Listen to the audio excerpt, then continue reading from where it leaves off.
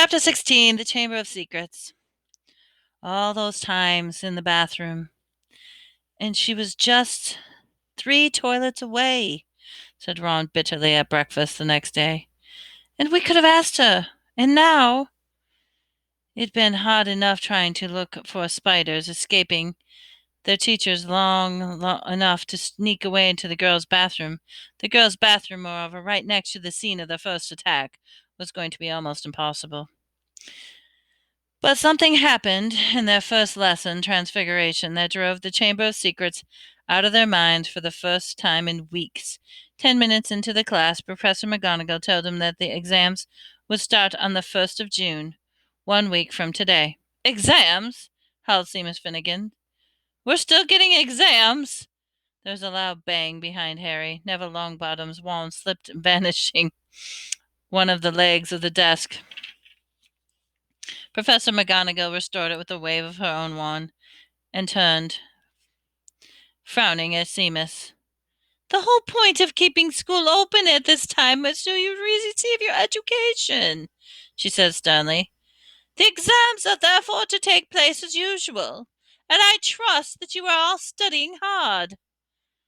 Studying hard? It had never occurred to Harry that there would be exams in the castle on this date. There was a great deal of mutinous muttering around the room, which made Professor McGonagall scowl more darkly. Professor Dumbledore's instructions were to keep the school running as normally as possible, she said, and that, I need hardly point out, means finding out how much you have learned this year.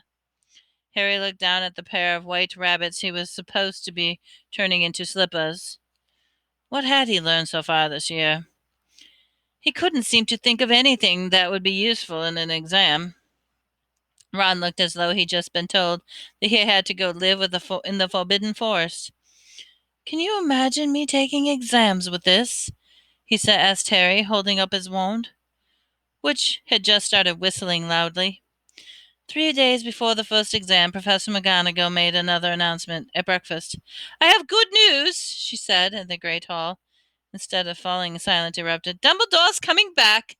Several people yelled joyfully. You've caught the heir of Slytherin? Squealed a girl in Ravenclaw. Quidditch matches are back on, roared Wood excitedly. When the hubbub subsided, Professor McGonagall said, Professor Sprout has informed me that the mandrakes are ready for cutting at last. Tonight they will be able to revive those people who have been petrified. I need hardly remind you that all of them may be well able to tell us who or what attacked them. I'm hopefully that this dreadful year will be ending with a catch of a culprit. There was an explosion, cheering, and Harry looked over the Slytherin table. It wasn't at all surprised to see that Draco Malfoy had joined in. Ron, however, was looking happier than he'd had in days. It won't matter we never asked Myrtle then, he said. Harry and Hermione will probably all have the answers when they wake up. Mind you, she'll go crazy when she finds out we've got exams in 3 days' time. She hasn't studied. It might be kinder to leave her just where she is until they're over. Just then Ginny Weasley came over down next to Ron. She looked tense and nervous, and Harry noticed that her hands were twisting in her lap. What's up? Said Ron, helping himself to more porridge. Ginny didn't say anything, but glanced up and down at the Gryffindor table with a scared look on her face that reminded Harry of someone, though he couldn't think of who. Spit it out, said Ron, watching her. Harry suddenly realized who Ginny looked like. She was rocking back and forward slightly in her chair, exactly like Dobby did when he was teetering on the edge of revealing a forbidden information. I've got to tell you something, Ginny mumbled, carefully looking at Harry. What is it? Said Harry. Ginny looked through, though she couldn't find the right words. What? Said Ron. Ginny opened her mouth, but no words came out. Harry leaned forward and spoke quietly so that only Ginny and Ron could hear him. Is this something about the Chamber of Secrets? Have you seen something? Someone acting oddly? Ginny drew a deep breath. In the precise moment, Percy Weasley appeared, looking tired and wan. If you've finished eating, I'll take the seat, Ginny. I'm starving. I've only just come off of patrol duty. Ginny jumped as though her chair had just been electrified, gave Percy a fleeting frightened look, and scampered away. Percy sat down and grabbed a mug off center of the table. Percy, Ron said angrily. She was just about to tell us something important. Halfway through a gulp of tea, Percy choked. What sort of thing? He said, coughing. I just asked her if she knew anything, seen anything odd, and she started to say, oh, that. Huh, that's nothing to do with the Chamber of Secrets, said Percy at once. How do you know? Ron said, eyebrows raised. Well, if you most knew, Ginny walked in on me the other day when I was, well, never mind. The point is, she spotted me doing something, I asked her not to mention it to anybody else, I must say. I don't think she'd keep her word, if nothing. Really, I'd just rather. Harry had never seen Percy look so uncomfortable. What were you doing, Percy? Said Ron, grinning. Go on, tell us. We won't laugh. Percy didn't smile back. Pass me those rolls, Harry. I'm starving. Harry knew the whole mystery might be solved tomorrow without their help. But he wasn't sure he wanted about to pass up the chance to speak to Myrtle if it turned up. And to his delight it did. Mid-morning, they were being led to the history of magic by Gilderoy Lockhart. Lockhart, who had so often assured them that all the danger had passed, only to be proven wrong right away, and now wholeheartedly convinced that it was hardly worth the trouble to see them safely down the corridors. His hair wasn't as sleek as usual. It seemed to have been up most of the night, patrolling the fourth floor. Mark my words, he said, ushering them around the corner. The first words out of that poor petrified person's mouth will be, it was Hagrid, frankly. I'm astounded Professor McGonagall thinks all the security measures were unnecessary. I agree, sir, said Harry, making Ron drop his book in surprise. Thank you, Harry, said Lockhart graciously, when they waited for a long line of Hufflepuffs to pass. I mean, we teachers have quite enough to be getting on with without walking students to classes and standing guard all night.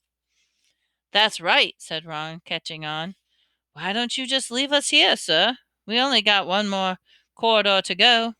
You know, Weasley, I think I will, said Lockhart. I really should go prepare my next class. And he turned and hurried off. Prepare his class? Ron sneered after him. Gone to curl your hairs, more like it.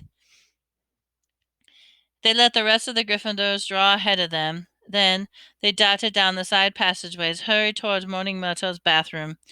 But just as they were congratulating each other on their brilliant scheme, Potter, Weasley, what are you doing? Professor McGonagall, and her mouth was the thinnest of thin lines. We were stammered Ron. We were going to go see Hermione, said Ron. Harry and Ron and Professor McGonagall both looked at him. We haven't seen her for ages, Professor. Harry went on hurriedly, treading on Ron's foot. And we thought we'd sneak into the hospital wing, to tell her that mandrakes are nearly ready. Not to worry. Professor McGonagall was still staring at him for a moment. Harry thought she was going to explode, but when she spoke, it was a strangely croaky voice. Of course, she said.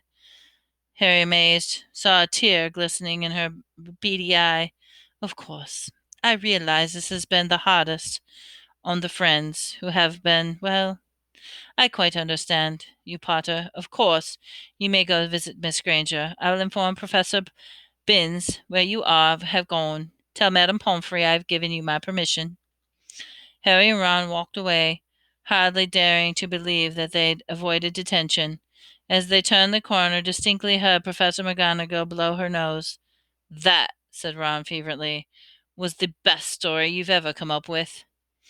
They had no choice now, but they had to go to the hospital wing to tell Madame Pomfrey that Professor McGonagall gave them permission to visit Hermione. Madame Pomfrey let them in, but reluctantly. There's just no point in talking to a petrified person, she said. They had to admit the point there. She had taken the seats next to Hermione. It was plain that Hermione didn't have the faintest inkling that she had visitors. and that they might as well tell her bedside cabinet not to worry for all good it would do. Wonder if she did see the attacker, though, said Ron, looking sadly at Hermione's rigid face, because if he sneaked up on them at all, then no one would ever know. But Harry wasn't looking at Hermione's face. She was more interested in her right hand that lay clutched on top of the blankets. Bending closer, he saw the piece of paper that was scrunched in her fist. Making sure Madame Pomfrey was nowhere near, he pointed it to Ron. "Try and get that out," Ron whispered, shifting in his chair so that he blocked Harry from Madame Pomfrey's view. It was no easy task. Hermione's hand had clamped so tightly around the paper that Harry was sure he was going to have to tear it. While Ron kept watch, he tugged and twisted, and at last, after several tense minutes, the paper came free. It was a page from the very, very old library book. Harry smoothed it out eagerly, and Ron leaned closer. "Of the many fearsome beasts and monsters that roam our land, there is none more curious or more deadly than the Basilisks, known also as the King of the Serpents. This snake, which may reach gigantic size and live many hundreds of years, is born from a chicken egg, hatched beneath a toad. Its methods of killing are most wondrous, far aside from the deadly and the venomous fangs. The Basilisks murderous stare, and all who are fixed with the beam of its eye shall suffer instant death. Spiders flee before the basilisks, for it is their mortal enemy, and the basilisk flees only from the crowing of a rooster, which is fatal to it." And beneath it a single word, written in a hand of Harry, recognizes Hermione: "Pipes." It was though somebody had just flicked on a light in his brain. "Ron!" he breathed. "That's it! That's the answer! The monster to the chamber is a basilisks. It's a giant serpent. That's what I've been hearing. All the voices are all over the place, and nobody else can hear it, because I understand Parseltongue." Harry looked at the beds around him. "The basilisk kills people by looking at them. But no one's died because no one looks straight in the eye. Colin saw it through his camera. The basilisk burned up all the film inside it, and Colin just got petrified. Justin must have seen the basilisk through nearly headless Nick and the full blast of it, but he couldn't die again. And Hermione said that Ravenclaw Prefect was found in the mirror next to them. Hermione had just realized the monster was a basilisk. I bet you anything she warned the first person she met to look around the corner with the mirror first. And that's how the girl pulled out her mirror, and Ron's jaw dropped. "And Mrs. Norris," he whispered eagerly. Harry thought hard, picturing the scene, the night of Halloween. "The water," he said slowly. "The flood from Moaning Myrtle's bathroom. I bet you Mrs. Norris only saw the reflection." He scanned the page in the hand eagerly. The more he looked at it, the more it made sense. "The basilisk flees only from the crowing of a rooster, which is fatal to it." He read aloud: "Hagrid's roosters were killed. The heir of Slytherin didn't want anyone near the castle once the chamber was opened. Spiders flee before the basilisk. It all fits." "Oh, but how has the basilisk been getting around the place?" said Ron. "A giant snake. Someone would see." However, Harry pointed to the word Hermione had scribbled on the foot of the page. "Pipes," he said. "Pipes, Ron. It's been using the plumbing. I've been hearing that voice inside the walls." Ron suddenly grabbed at Harry's arm. "The entrance to the Chamber of Secrets," he said hoarsely. "What if it's the bathroom? What if it's in—" "Moaning Myrtle's bathroom?" said Harry. "Oh," they say they, excitement coursing through them, hardly able to believe it. "This means," said Harry, "I can't be the only Parseltongue in the whole school. The heir of Slytherin is one too. That's how he's been able to be controlling the basilisks." "What are we going to do?" said Ron, his eyes flashing. "Should we go straight to McGonagall?" Let's go to the staff room, said Harry, jumping up. She'll be there in 10 minutes. It's nearly break. They ran downstairs, not wanting to be discovered hanging around another corridor. They went straight to the described deserted staff room.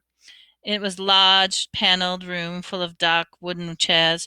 Harry and Ron paced around it, too excited to sit down.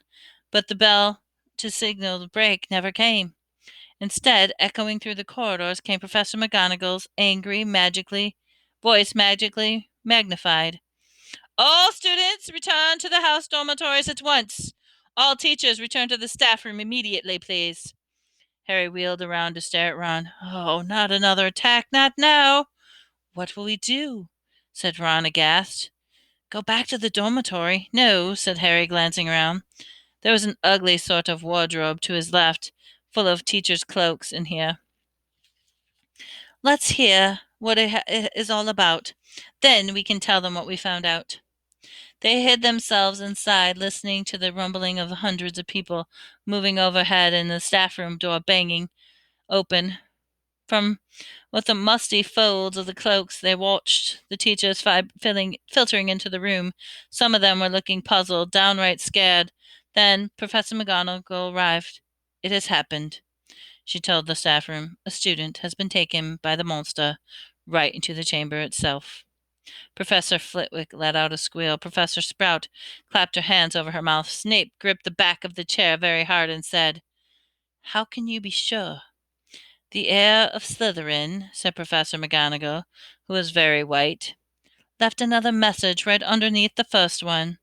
Her skeleton will lie in the chamber forever. Professor Flitwick burst into tears. Who is it? Said Madam Hooch, who had sunk weak-kneed into her chair. Which student? Ginny Weasley, said Professor McGonagall. Harry felt Ron slide down onto the wardrobe floor beside him. We shall have to go send all the students home tomorrow, said Professor McGonagall. This is the end of Hogwarts, Dumbledore always said. The staff room door banged open again. For one wild moment, Harry was sure it would be Dumbledore, but it was Lockhart, and he was beaming. So sorry, dozed off. What have I missed? He didn't seem to notice that all the teachers were looking at him with something remarkably like hatred. Snape stepped forward. Just the man, he said. The very man. A girl has been snatched by the monster, Lockhart, taken into the Chamber of Secrets itself. Your moment has come at last. Lockhart blanched. That's right, Gilderoy, chipped in Professor Sprout. Weren't you saying just last night you've known all along when the entrance to the chamber was secret is? I sputtered Lockhart. Yes. Didn't you say you knew where the inside of it? Piped up Professor Flitwick. Did I? I don't recall. I certainly remember you saying you were sorry you hadn't had a crack at the moment before Hagrid was arrested, said Snape. Didn't you say that the whole affair had been bungled and that you should have been given the free rein of the at first? Lockhart stared around the stony-faced colleagues. I really never. You misunderstood. Well, we'll leave you to it then, Gilderoy, said Professor McGonagall. Tonight will be an excellent time for you to do it. We'll make sure everyone's out of your way. You'll be able to tackle the monster all by yourself. A free rein at last. Lockhart gazed desperately around him, and nobody came to his rescue. He didn't look remotely handsome any more. His lip was trembling. In his absence of his usually toothy grin, he looked weak-chinned and feeble. Well, very well, he said. I'll be in my office getting ready. And he left the room. Right, said Professor McGonagall, whose nostrils were flared. That's got him out of under our feet. The head of Hogwarts houses should go and inform the students of what happened. Tell them that Hogwarts Express will take them home first thing in the morning. Will the rest of you please make sure your students have been left outside the dormitories? The teachers rose and left one by one.